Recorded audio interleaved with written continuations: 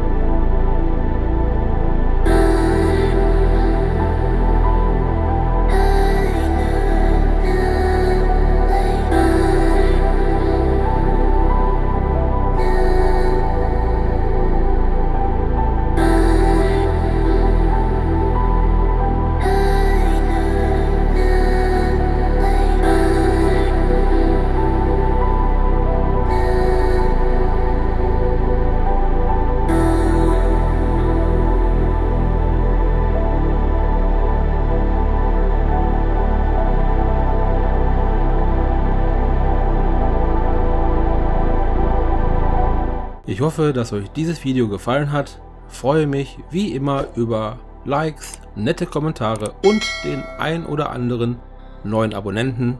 Ich bedanke mich bei euch recht herzlich fürs Zuschauen. Bis dahin und gut Luft, euer Olli.